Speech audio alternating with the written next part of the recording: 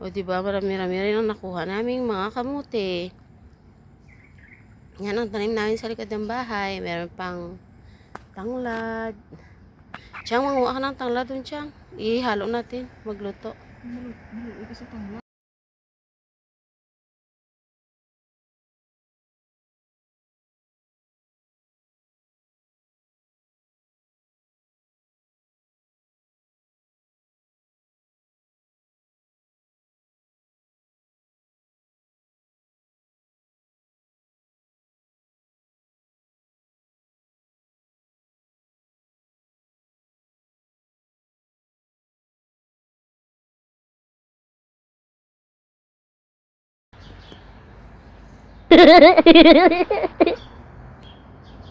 Yan, banding time namin ni Hilin. Pangutan, kamote. Ako may ligo ba?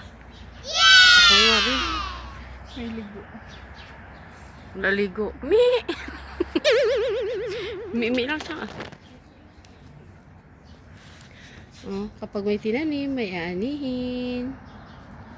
Yan ang kinagandahan pag may tanim ka. At least dito, di ba, nabuhay. Kasi pag tag-init, dinidiligan ko yan namin. Di ba, mapakinabangan ang puno ng dates kasi tinaniman ng gulay. Kahit medyo matigas sa mga lupa, tumaba rin ang gulay dahil nga dinidiligan. Di ba? Uy, ba't may iti ng ibon? Uy, Yan, dates yan. ha? Yan, oh, dates. Iti, gid Ara ko, napagkaon nila. na may iti pa.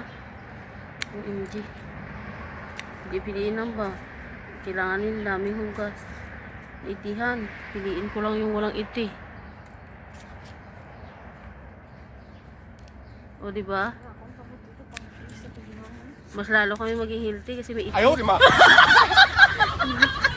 Eat healthy with iti. Eat healthy daw with iti. Kasi yung mga talbos ng kamuti may iti. Tae ng ibon. Pati ka na, may dates sa babaw. Oh, may date sa babaw. Pero iti gidya ila, hindi gidya iti kaysa dates dyan. Ala ka tayo. Tanong mo pala iti ya. Oh no! Siyempre nanigulang tas kabundukan, no? Siyempre alam natin, iti o tae o. Diba? Bahala, importante may talbos ng kamote. May gulay kami. Yan naman ang mahalaga para healthy tayo. Wala sakit. Kasi may gulay. Yung iba dito, tinanim ko pa to nung nung tag-init, like July. Nagsiswimming yung mga alaga namin dito sa likod. Tapos tinanim ko siya. Tapos yung iba, medyo bago-bago. Ang taba sana ng talbos ng kamuti, kaya lang may iti. Parang kadiri. Hindi siyang hugasan, pero parang kadiri na.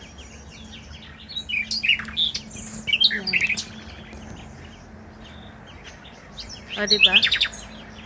Ngayon na kayo nakakita ng OFW na may tanim sa ilalim ng dates ng talbos ng kamote. Ito ang kasabihan na aanhin mo talbos ng kamote kung may iti. Oh no! Piliin mo nga talbos mo ng iti. Hugasan lang natin maigi. Pasaway itong ibon, bakit initihan? Kinakain namin to